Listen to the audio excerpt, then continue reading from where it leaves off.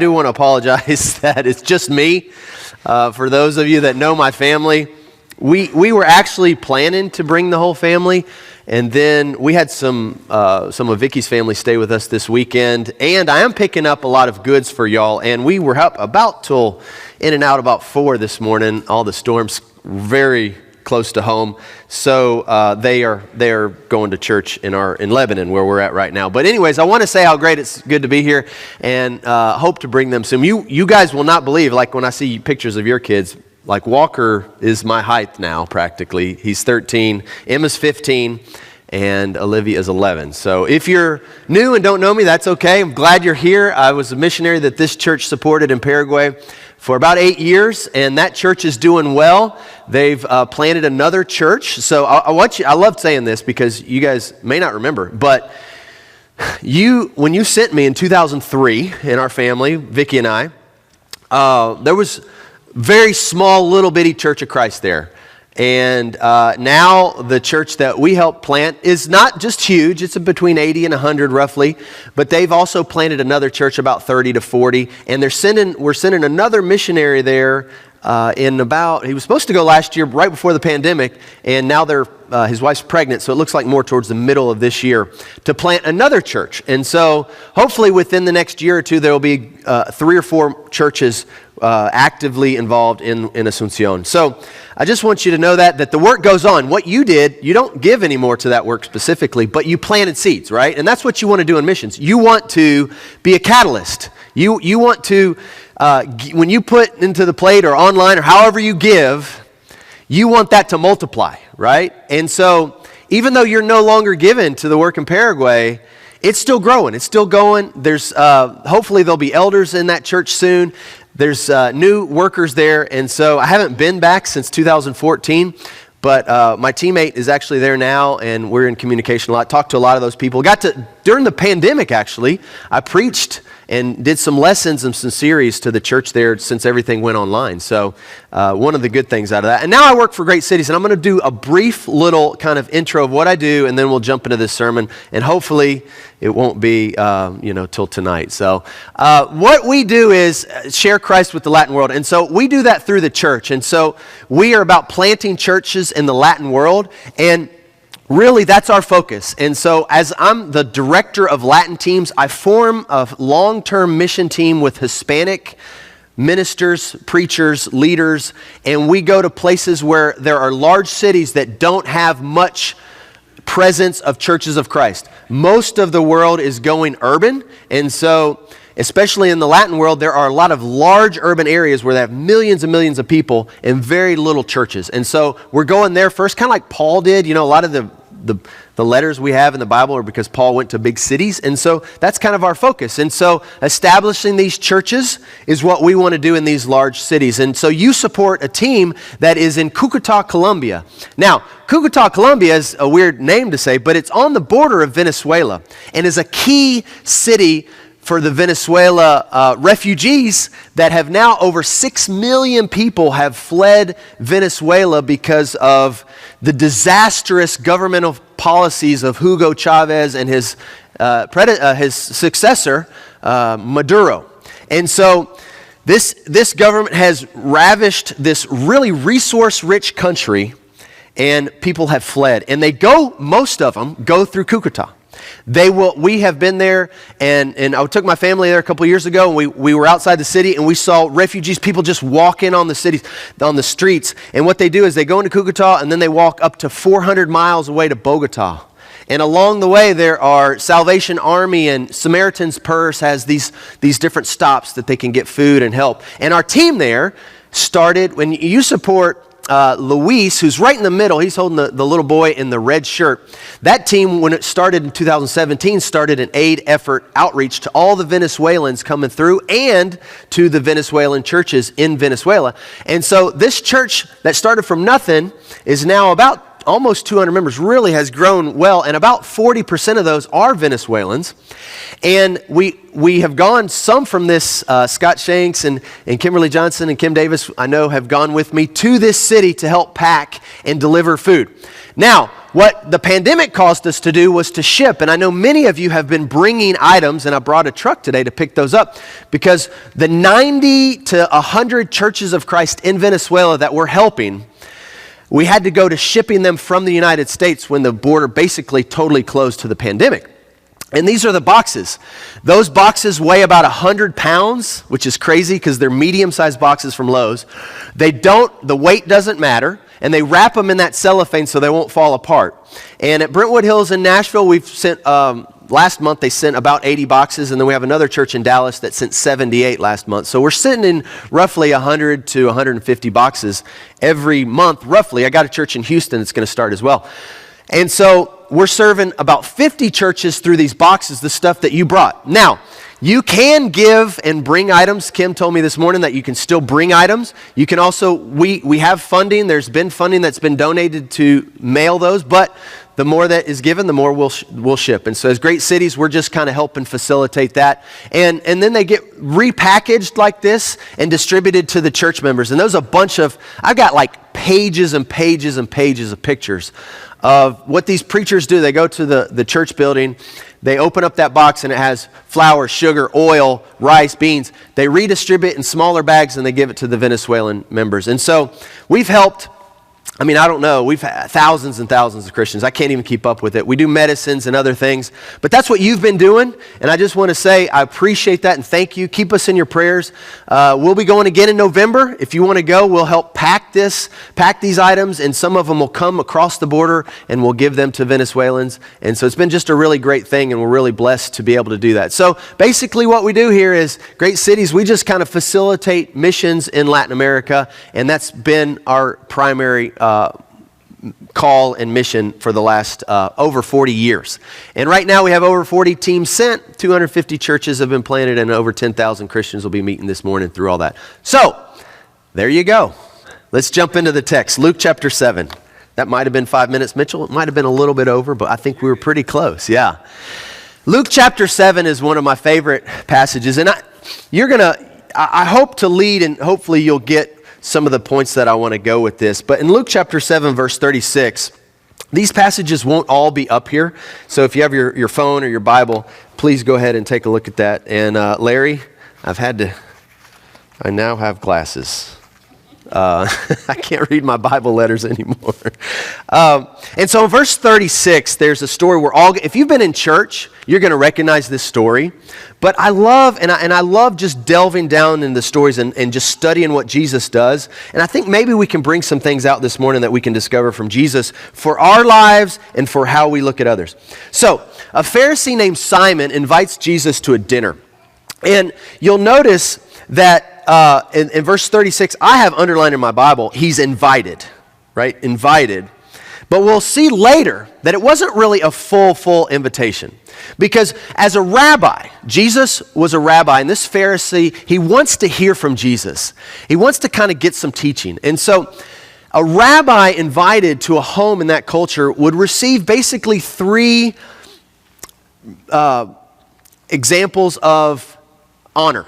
First, like most people, their feet would be washed. And most guests, and you've studied that, we do that even with our VBS and kids, the guests' feet would be washed by a servant because of the dirt and the road and everything. Jesus did that with his disciples, right? But for a rabbi, there would be two more. One, the host would receive this rabbi and probably give him a kiss or at least some recognition that he is an important part of their home. It's like when you invite a special guest. You're going to receive everybody, but the special guest is probably going to get a little more, and especially in that culture, in their high estimation of a rabbi. Not only that, they would probably anoint his head in some way with some type of oil. But we have no mention of that here in verse 36. He just went to have dinner, and he's at this Pharisee's house and reclined at the table. Now, generally at these types of things, there might be the common people that might want to come and listen to a great teacher. And so the house may be open and there may be people lined along the walls or outside the windows or around to hear a great person. And I see this looks really exciting right here with the Robertsons coming. And there will, if we were in Jewish culture and this building was full, there might be people outside, right, that want to hear someone who they want to listen to. And so there's this woman in this story in verse 37, and she's lived a sinful life. And she learns that Jesus is eating at this table, so she gets some alabaster jar perfume, and she goes. And in verse 38, it says she stood behind him. So Jesus is probably, let's imagine that this is the table, and it's low, and he's reclining, and his feet are away from the table, and it might have been this way with his left hand. I'm not sure which hand is eating, but he's reclining on one elbow, and he's eating on the other. And here she comes up behind him, and she's kind of standing over him, and then the tears start flowing. And she starts to wash his feet, and there's no towel, and nobody has done anything. So she takes down her hair, which for a Jewish woman would have not been an honorable thing. Her hair up was an honor to her. But she takes down her hair, and she begins to clean his feet. And Simon, Jesus, the master teacher, Simon begins to think a few thoughts, and he thinks this: if Jesus were a prophet, he would know the kind of woman who was anointing his feet. So he doesn't say this out loud. The Bible gives us this insight, but he thinks in his head, if Jesus really is a prophet, and I thought he was because I wanted to hear from him, he would know the person touching his feet. But if he knew the kind of woman she was, he wouldn't allow her to touch his feet. Why? Because as a rabbi, he doesn't want to be unclean. And two, just a bad reputation. When it says sinful life, that's code word for prostitute, okay? That's code word for the lowest of the low. And so there's no way, if he's a prophet, he's got to know. Here's the line of thinking, the logic. If he's a prophet, he knows who she is. If he's a prophet, he doesn't let her touch his feet. But since he does let her touch his feet, there's no way that he could be a prophet, and he shouldn't be acknowledged as such. And so, look what Jesus does here. That's some verse, that's his thinking. In verse 40, Jesus knows what's on his heart, and we have this from the Holy Spirit to be able to tell us. But he says, Simon, I have something to tell you. And this is why I think Jesus is such a masterful teacher. He doesn't go, Simon, do you know who this is? He doesn't just start into teaching. He says, I need to tell you a story. Because stories touch the heart. Jesus could have laid into this guy and started just, really going off. But he knows, and he knows how is he going to touch this guy's heart. So he goes, I want to tell you a story. And the guy says, tell me, teacher, right? But there's a little bit of cynicism in there because the guy just says, and we just saw what he was thinking. If he really knew who Jesus was, then, Jesus wouldn't have let this woman touch her, and there's no way he's going to call her a real teacher. So there's a bit there of kind of irony, or maybe he's lying. 41, 2 men owed money to a certain moneylender. One owed him 500 denarii and the other 50. Neither of them had the money to pay him back, so he canceled the debts of both. Now, which of them will love him more?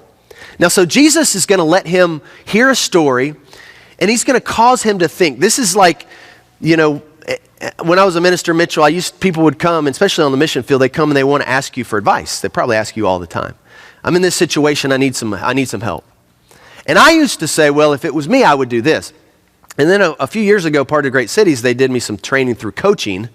And I took a six-month coaching course with Mission Alive in Dallas.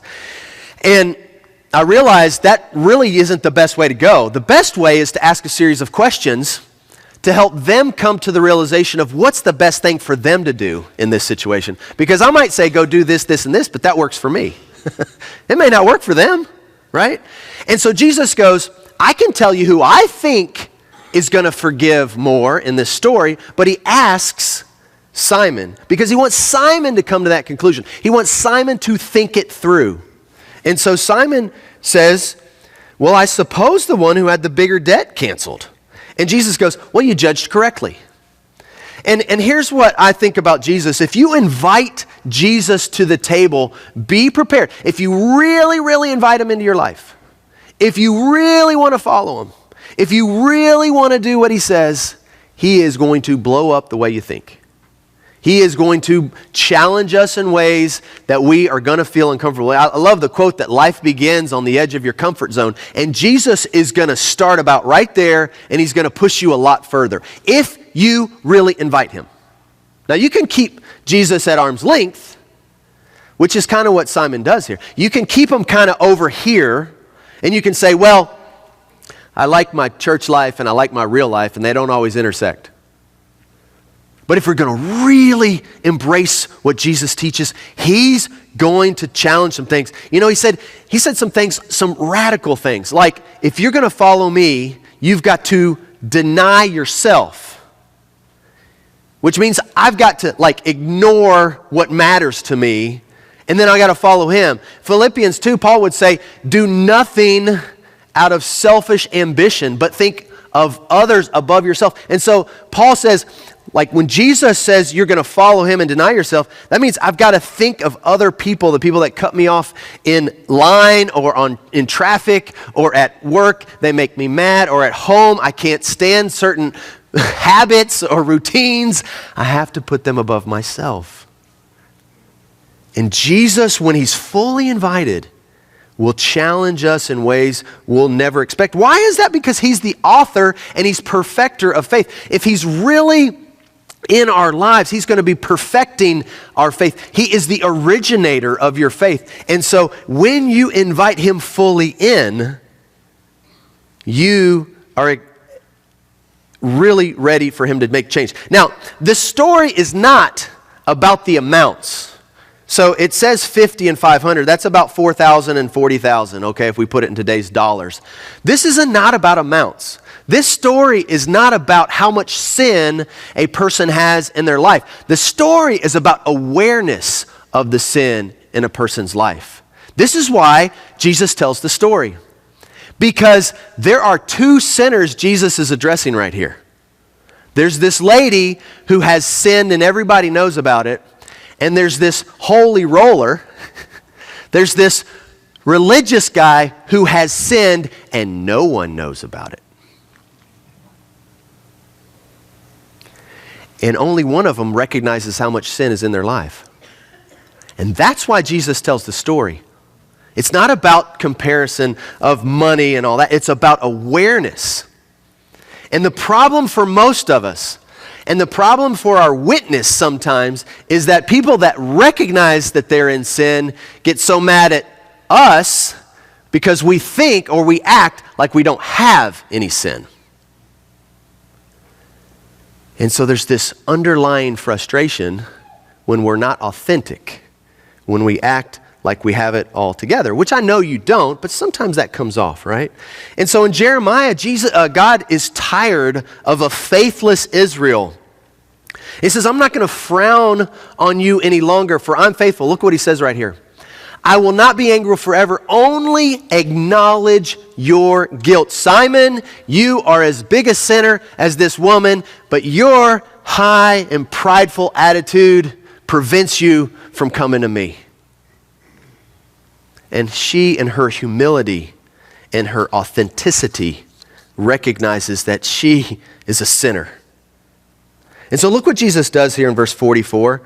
No one, now I'm kind of speculating here, but we're at this scene and these people are around us. I have a feeling this is the uncomfortable situation that we get ourselves into sometime, where somebody does something and no one knows what to do. And I have a feeling that no one is looking at this woman. Nobody is acknowledging. They're trying to get on with their dinner. Simon is judging, but everybody is uncomfortable. And Jesus in verse 44 says he turns to her.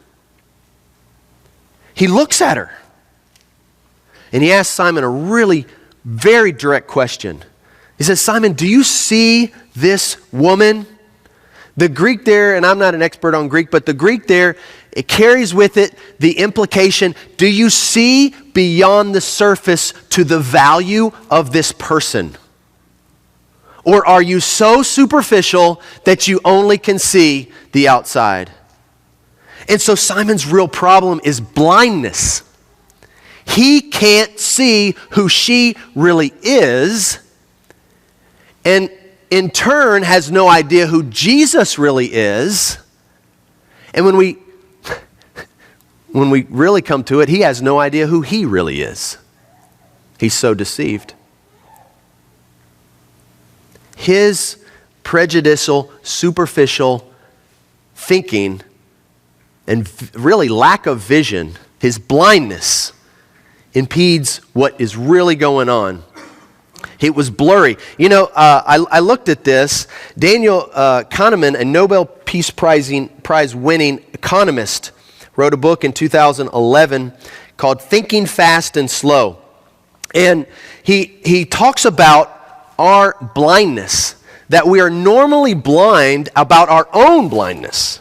We're generally overconfident in our opinions and our impressions and judgments. We exaggerate how knowable the world is. He goes on to say, and this isn't up there, what psychology and behavioral economics have shown us is that people don't think very clearly.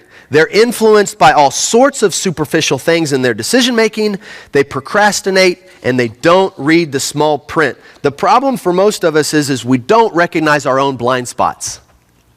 This is the value of a coach in sports, and if you ever gone to a counselor or even your spouse, this is the value of another set of eyes, because our blind spots are our blind spots and we don't see them, and we need another set of eyes to come alongside of us and go, I don't know if you're seeing this. I don't know if that little joke that you said was funny to you, but it was offensive to somebody else. You know, we don't always get our blind spots. And if we're not in tune, if we're not open to another set of eyes coming alongside of us and saying, can you see this? We will dwell in our blindness. We will dwell in who we think we are. And maybe that isn't the reality of who we really are. And Simon is blind. There was this old movie that I remember that this very stern rich guy, and she was kind of dating this girl, and she was real, you know, the romantic story. She's real outgoing and bubbly and a lot of fun, and he's always stern. And his maid and the lady who kind of helped raise him, the organizer of the house, she's like, tell me about him. How was he? And how was he when he was smaller? Was he fun? Was he a kid? And she goes, he was just smaller. Right? He was the same guy. He was just that big. That's how we'll become if we don't see past our blindness. We get stuck. And this is what Psalm 119:18 says, open my eyes that I may see the wonderful things of your law. Open my eyes, Lord. Help us to see. Luke 24, they're on the road to Emmaus, and they didn't have a clue who Jesus was, and they're talking and they're upset, and their eyes were opened and they recognized him. This is our prayer as Christians, that our eyes are open and that we recognize the work of Jesus around us every day. I have a preacher who I know him of his life purpose statements is to sniff out the work of the Spirit every day in his life, to be in tune. And so this story, let me read what Jesus says after he says, do you see this woman? I came into your house. You did not give me any water for my feet, but she wet my feet with her tears and wiped them with her hair. You did not give me a kiss, but this woman, from the time I entered, has not stopped kissing my feet. You did not put oil on my head, but she has poured perfume on me, on my feet. Therefore I tell you, her many sins have been forgiven, for she loved much. But he who has been forgiven little loves little. She recognized the rabbi. He didn't. And the one who should have recognized the rabbi didn't see what was right in front of him. And this is the deal. She is an uninvited guest. She has not been invited by Simon. But the truth is, we all have uninvited guests that appear in our life. You may leave here today and you may come up to a stoplight and somebody might be there, or you may go to a store and somebody approaches you. You may be at your work or school, and somebody that you don't normally associate with and maybe don't want to associate will enter our lives uninvited. And the question is, how will we see them? Because honestly, it's not the invited guests and how we treat the invited guests. It's the uninvited guests. And honestly, in my own life, I'm a little ashamed at sometimes the way I have dealt with uninvited situations that I didn't have control over, and I should have reacted like Jesus, and I reacted like Simon. I judged superficially. Now, I'm not saying throw caution to the wind and just run down, the street at midnight and anybody that comes up to you. I'm not saying that, but what I am saying is it's very easy to build a religious bubble or a religious world around us and jump to very quick conclusions like Simon did, and we can get to where we look at people like Simon. And so here's what I say. How do we view them? We should refuse to see them like Simon, and we should fight the tendency to see Simon and see him like Simon and try to see them like Jesus every day. Every day. This is what makes the difference between the invitation of Jesus in our life and just the kind of at arm length invitation. And really, this is about mission. This is about who we are.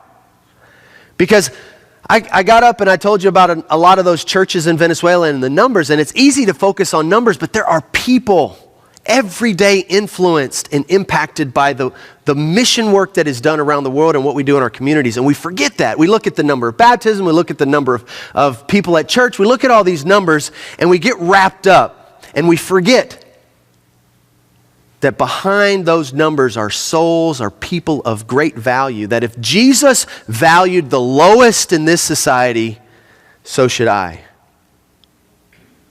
He says, look up around you. There's a harvest. But it's not a harvest if we look at him like Simon. It's only a harvest if we look at him like Jesus. And so, Ephesians 1:18, I pray that the eyes of your heart may be enlightened. See, what happened was Simon saw the past and Jesus saw the future. And I rewrote this a little bit. I think Simon focused on the past and Jesus focused on the future. This was about hope, not about judgment. This is about transformation in the presence of Jesus, not about a set rule of laws and how I can base my life on the merit, on my ability to keep a set of rules. This is about Jesus changing lives. And the question is, can we see past something? You put that in the blank. What is it that sometimes get in the way when you see someone? Is it tattoos? Is it a haircut? Is it clothes? Is it language? What do we focus on when we see others? The past or the future?